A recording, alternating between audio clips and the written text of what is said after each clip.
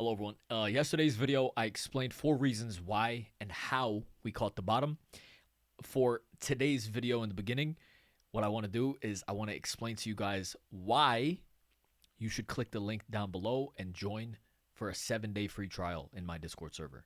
7 days for free. I have, out of 98 trades that I took, 87 of them were profitable and good. So you can come join if you've been watching the Discord, if you've been watching the YouTube videos, watching my analysis, enjoying it. Join. 7-day free trial. Cancel anytime. Enjoy your life. And the proof is in the pudding, honestly. I put my money where my mouth is. I am here to show you guys proof. Give you guys a nice week to see exactly why and how things work out so well. So not only do you guys get access to my thought process, I describe what I'm looking at, what levels I want to hold, what my targets are, my stop losses. I make things very, very easy. Day trades, swing trades, everything. Click the link down below. Let's get started with the rest of the video. How much more room do we have to go to the upside or the downside? All right, let's get started. So first and foremost, one of the reasons why we were bullish was because of bank stocks reporting earnings, right? And that's when I essentially knew that the Russell 2000 would essentially get some buying. So to really drive it home, the XLF, what we're seeing right now, the daily chart of the XLF, is the financial sector of the S&P 500. You could see how the XLF is completely gapping up. It's because these banks did really, really well. JP Morgan, Citibank, BlackRock, these stocks all gapped up and did very well, which is why the Russell, which is why the overall market had an extra pump to the upside. But now, right, obviously today, if you guys were watching the market, you felt that we were at a level of resistance. We started to chop around, and then the market, started to tumble a bit at the end, right? That is normal. That is normal behavior at levels of resistance. Things are not just going to this is, we've had 7, 8, 9, 10, 11 green days in a row before. I don't think that's going to end up happening right now because, there's just too much going on. We have Trump's inauguration. This is the sell-off for the earnings. But let's go ahead and take a look at, what ended up happening. So, this is a chart of the S&P 500 futures. We were long. We caught the bottom on all these tech stocks. We were long. We did very, very well. Now, what is there left to do? What is there left to do, right? We can take a look at it on the SPY to get a better understanding. The chart is a bit more messy. But what level was I saying needed to sustain itself for a move to the upside? I was saying that this 584, 585, like this entire zone needed to hold as support. Did we even get close? Did we even get close to that today? No, we remained above 591, 592. That was the level that I mentioned in the morning. I said to remain bullish on the market, the SPY needs to remain above 591, 592. Verbatim, that's exactly what I said right in the morning. Where was the level that we continued bouncing off of? 591. 592 area.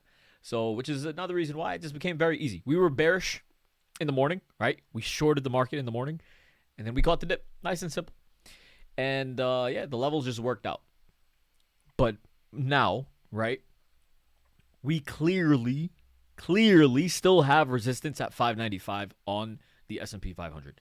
This is still holding support. We're still showing bullish momentum, but it's not as screamingly bullish. But you cannot deny this buying pressure. The fact that we did not gap down, the fact that we did not come and try to fill this gap at all, you cannot deny that. Would this be a place where I would short?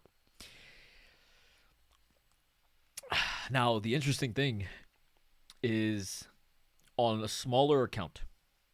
On a smaller account. Because I want to start the 5K account, right? The 5K challenge. On a smaller account, I said yesterday, on a 5K account, I'm selling out of everything. I'm not holding anything else. So we obviously know in this channel that we become bearish where bulls start to take profit. Now, I don't necessarily think this is the best time for bulls to take profit. I was doing it more so according to a 5K account and like, you know, 1 or 2 contracts. I think the best time for bulls to start being bearish is closer to the 618% fib, at least between the 50 and the 618. So I think at least once we break above 596 on the SPY, heading to 598 is where things will get a bit more bearish. You know, but we don't necessarily have a roadmap, right? We don't know what's going to happen if we just look at the SPY, right? If you're just doing analysis on the SP500, how are you supposed to do this? You need to contextualize it. You need to contextualize not just looking at this chart alone. You have to look at many other charts. So let's go ahead and look at some more charts. All right, so now this is the NASDAQ on a daily time frame. The NASDAQ clearly had a big reversal. 520 is resistance level, right? The NASDAQ was not as strong as the SPY today, primarily because, so the NASDAQ, not as strong as the S&P 500 today, because the Russell 2000, the strength in the Russell, the strength in those bank stocks that are in the Russell 2000 help push the SPY up, which is why the SPY was not as red as the NASDAQ. And you could clearly see the NASDAQ way more weak than the SPY. Where like that's why I was saying, you know, the level of support that needed to hold on the NASDAQ was this essentially 508, 510 zone. So if we were to bounce back to this level, this is the area that essentially would need to hold on the NASDAQ for a continued move to the upside. I'm still bullish. Overall, I'm still bullish. Yesterday was a profit-taking day. And it does look like, you know, today we gapped up and it was just a fake out.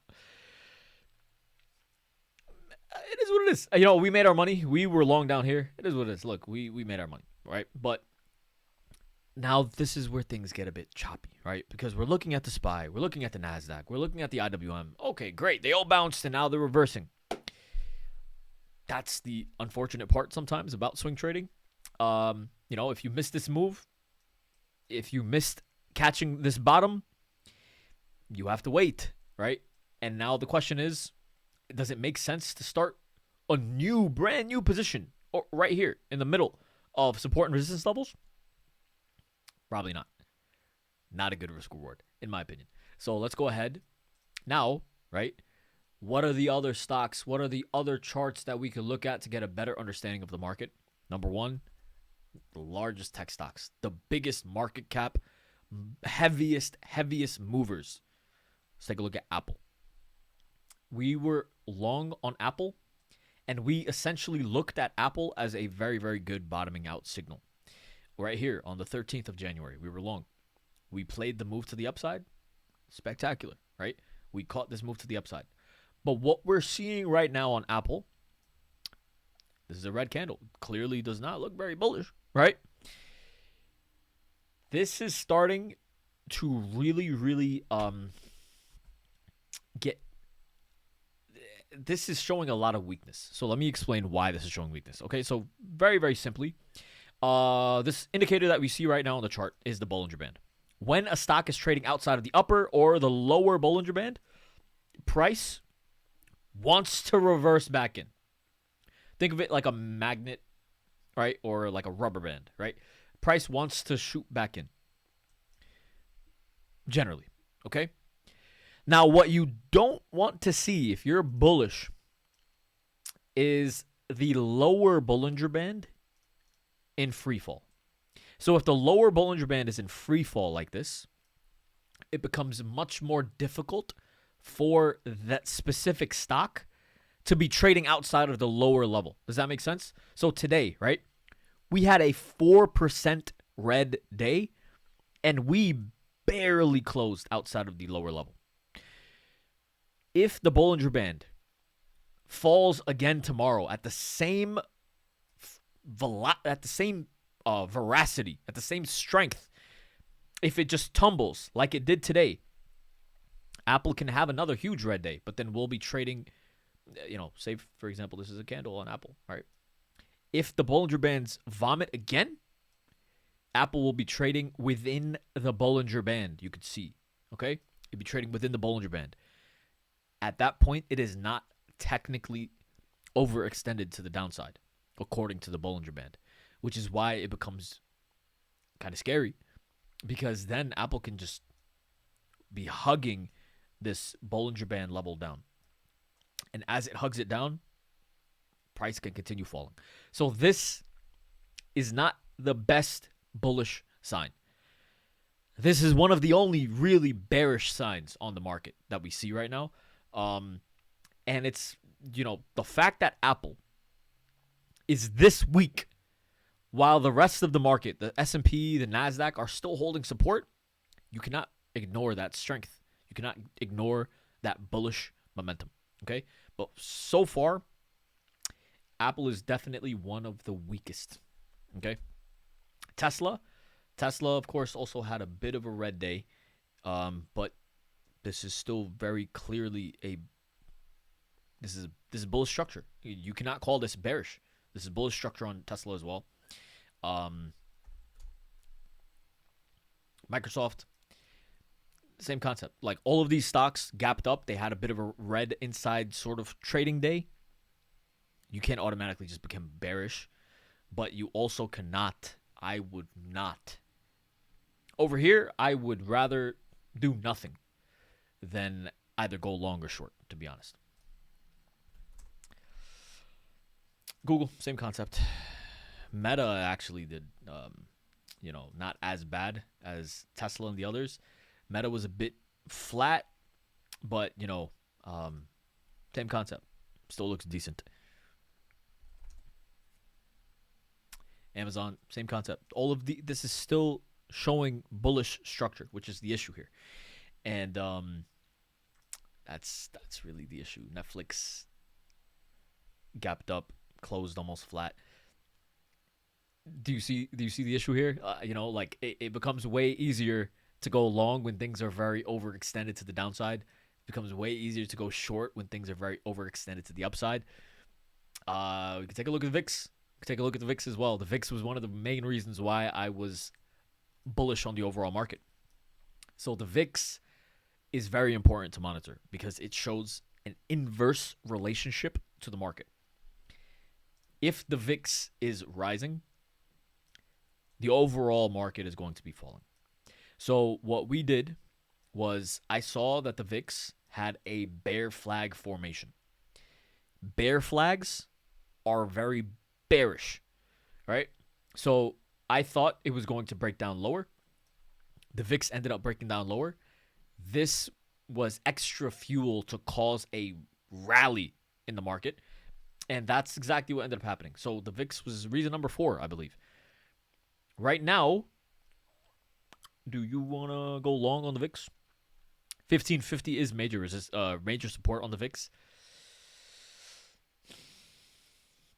But you can clearly see that this is still bearish on the VIX, right? We didn't close above any major levels of resistance. We just held support. Is this a time where you would want to start being bullish on the VIX? Me, not personally. I would not personally want to be bullish on the VIX. Just, as a refresher, being bullish on the VIX means you think the market is going to fall. Just by looking at the VIX, I feel that the VIX has more room to go to the downside. And if the VIX has more room to go to the downside, that means that the market has more room to go to the upside. And with that being said, we literally have to just see now how the market responds. All of these tech stocks have bullish structure. All of the entire market is really just continuing to show bullish structure. I wouldn't really be surprised to see a continued move. As long as 591, 590 holds on the spot, this is still really, really bullish.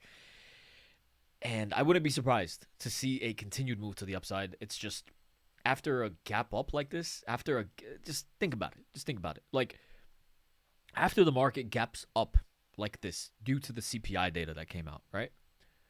Does it make sense for the market to just completely rally and just continue rallying and just no pullbacks at all? No, of course not. We're going to have days like this. And we're going to have days where it's just not really showing that much. And this is where they chop out retail. It's because retail is unable to be they're unable to be patient with their entries. And because they're unable to be patient, it's very easy to force retail into, oh, wow, oh, my God, red candle at a level of resistance, time to go short. Something like this would end up ripping to the upside, you know? So it's like, oh, wow, oh, major green candle, oh, my God, okay, time to go long. Cool, they gap it up, and then they drop it right afterwards. So this is the sort of environment where they start playing around with people. Don't get, you know, enticed to really force any trades at the moment.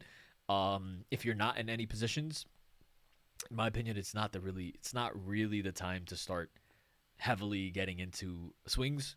But overall, I am still bullish. Okay, I'm still bullish on the market.